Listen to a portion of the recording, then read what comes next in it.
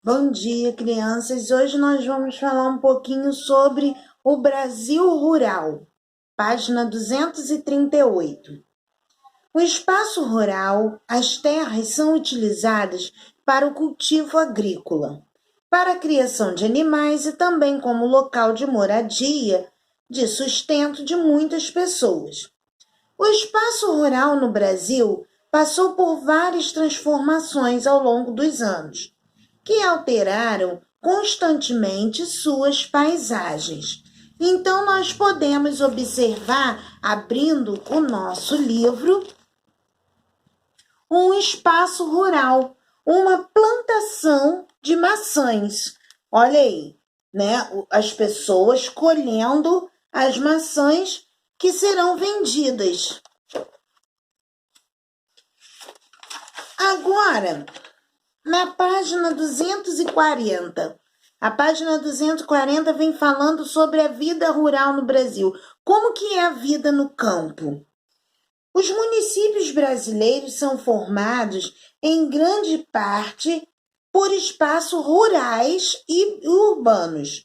Os espaços urbanos possuem uma aglomeração de pessoas e moradias, além de prédios e outras construções. Então, na área urbana, na cidade, tem muitas, as casas são próximas uma das outras, ruas asfaltadas, prédios, não é? As pessoas não têm muito espaço, as casas são coladas umas nas outras. Agora nós vamos ver no espaço rurais. São caracterizados pelas plantações, criações de animais e moradias mais afastadas. É totalmente ao contrário do espaço urbano. No espaço rural, as plantações, a gente vê várias plantações, não é? As casas são afastadas uma das outras, são fazendas, né? Com plantações, principalmente lugares onde há plantações para revender, para eles venderem, né? Para outros. A gente pode observar aqui a imagem, olha o espaço aqui, o espaço enorme que tem.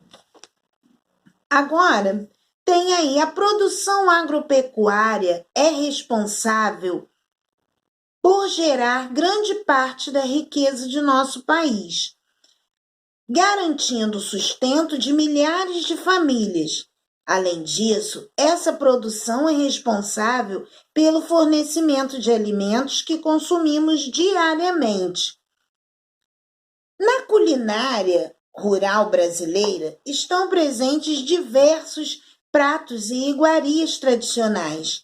Entre eles estão o pé de moleque e pamonha, comuns em diversos estados brasileiros, como Goiás, Minas Gerais, São Paulo. Olha aí, tem do lado a fotografia de uma pamonha. E também são conhecidas com as músicas, né? As modas de viola, as canções acompanhadas por viola, não é? São típicas nas áreas rurais e do interior do Brasil. Suas letras costumam tratar de assuntos relacionados ao cotidiano no campo, mas também fazem sucesso nos meios urbanos. A moda de viola deu origem aos outros estilos de música sertaneja. Então, do lado tem aí a fotografia de uma moda de viola, que deu origem às músicas sertanejas que a gente escuta hoje, que a gente conhece, Zezé de Camargo, Luciano, Leandro, né, Leonardo, Chitãozinho e Chororó, Marília Mendonça, Zé Neto e Cristiano. Então, tem outros sertanejos, tudo vieram da moda de viola do espaço rural.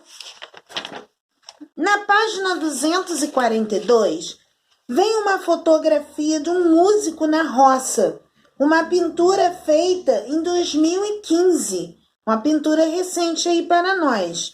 Então, nós vamos observar bem essa tela. A primeira pergunta aí da letra A é: descreva a pintura acima. Vocês vão escrever tudo que vocês estão vendo na pintura. O que a gente está vendo? Árvores, flores, pessoas, violão. sanfona, uma casa, o gado lá atrás, não é? Tem um gato no colo da menininha. Olha o que mais a gente está vendo aí. Um morro, tem fumaça saindo na casa. Então a gente vai ver, tem um banco. Nós vamos ver detalhes na tela, observar tudo e nós vamos escrever.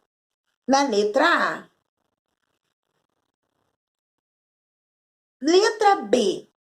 A pintura representa o espaço urbano ou rural? Por quê? O que a gente está vendo aí? É uma pintura que mostra um espaço rural. Por que é um espaço rural? Pelo chão de terra, pelo gado que está ali atrás, eles cantando embaixo da árvore, sentado embaixo da árvore, cantando. São costumes que aqui na cidade onde a gente vive, na área urbana, a gente não tem costume de ver. Que elemento, letra C, que elemento da cultura rural foi representado na imagem? Pessoas tocando viola, não é? As pessoas tocando aí o violão e a sanfona. Página 243. A ocupação das terras. Em 1500, existiam entre 2 a 4 milhões de indígenas vivendo no território, que atualmente corresponde ao Brasil. Suas tradições valorizavam o uso não predatório das terras e o respeito à natureza. Nessa época, porém, uma expedição portuguesa liderada pelo navegador Pedro Álvares Cabral desembarcou no litoral do Brasil.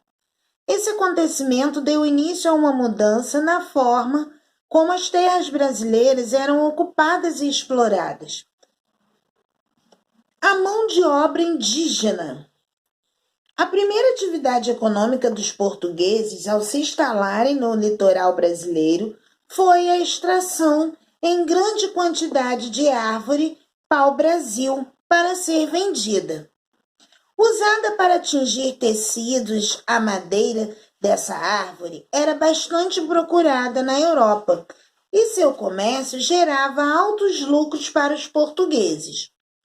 Na extração do pau-brasil, os indígenas realizavam o corte e o transporte da madeira até as embarcações portuguesas.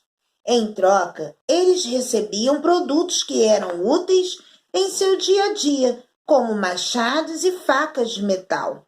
Então, os índios eles cortavam o pau-brasil, que dali eles tiravam uma tinta, né? Para atingir tecidos e outras coisas. E os índios, eles eram tipo os escravos ali, porque o que eles ganhavam em troca? Eles cortavam a madeira, levavam para os navios e ganhavam em troca machado e faca que usavam para trabalhar. Então, né? E daí tem uma foto dos índios trabalhando.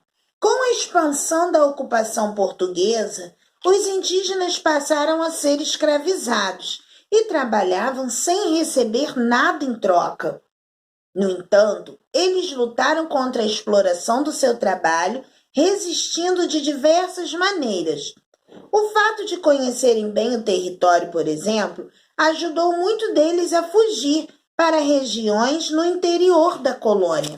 Muitos índios fugiram também porque não queriam ficar ali sendo escravizados. Página 244. Transformando as paisagens. Até cerca de 1530, os portugueses mantiveram a exploração do Brasil, restrita no litoral, com a extração do pau-brasil. No entanto, com o passar dos anos, os portugueses iniciaram a colonização do Brasil, ocupando primeiro o litoral e depois o interior do território. Com a colonização portuguesa, teve início um longo processo de transformação das paisagens brasileiras. A região da Mata Atlântica, por exemplo, foi uma das mais afetadas. Então, a gente está vendo aí. Agora, do lado, tem as capitanias hereditárias. Para impulsionar a colonização em 1534, a coroa portuguesa dividiu o território brasileiro em 15 lotes, chamados capitanias hereditárias. Esses lotes foram entregues a nobres e comerciantes portugueses, conhecidos como donatários, que assumiram a tarefa de povoar o território e fazê-lo produzir.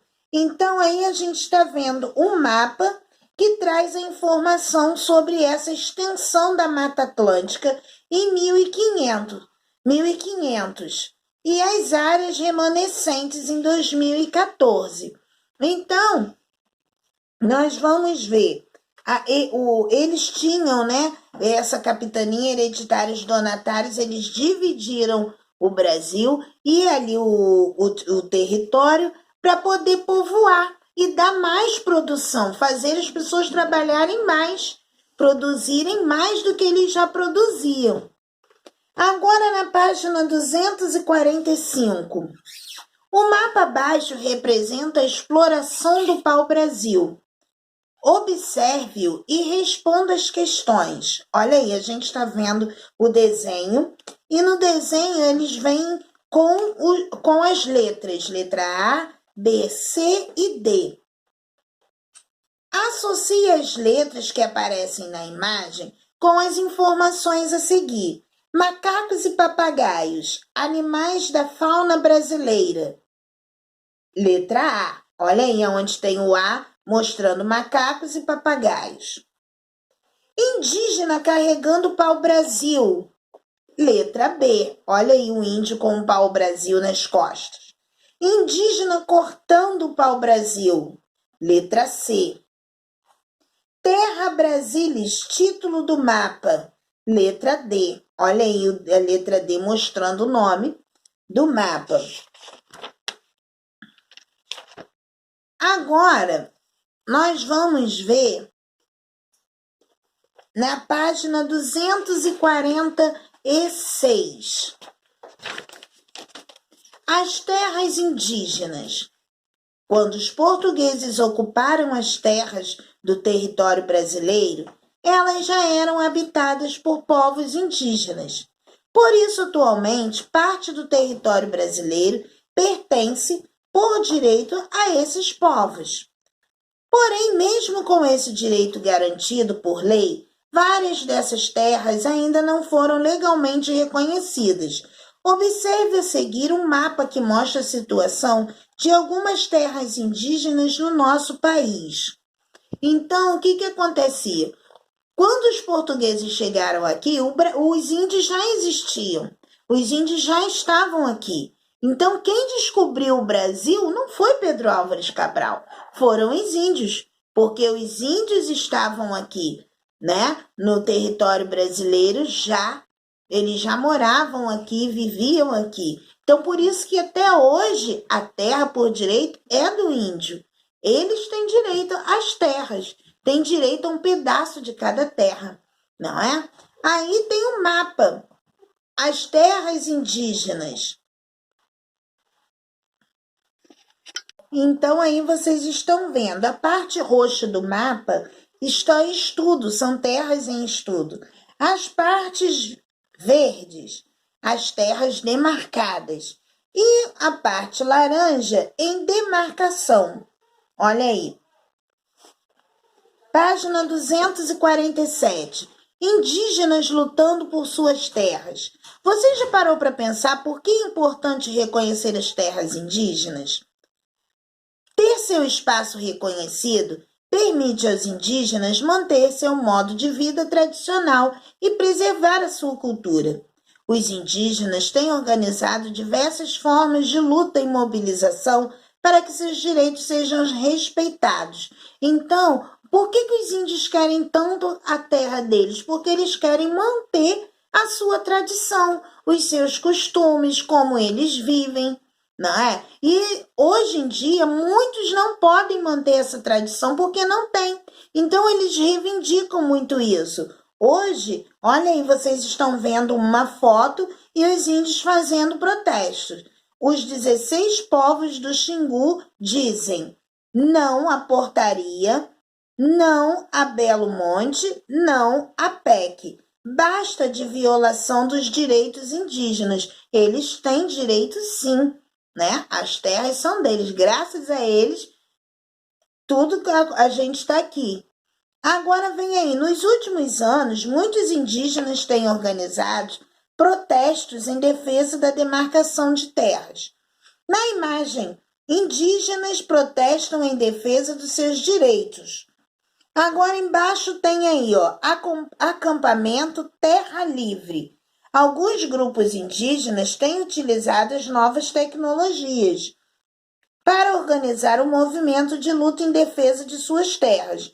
Na imagem, vemos um site, aí uma propaganda de um site que desenvolveram para fazer essa mobilização indígena lutando pelas suas terras até na internet. Os índios também usando a internet para isso. Na página 248, leia o relato de um indígena pataxó sobre a importância da demarcação de terras.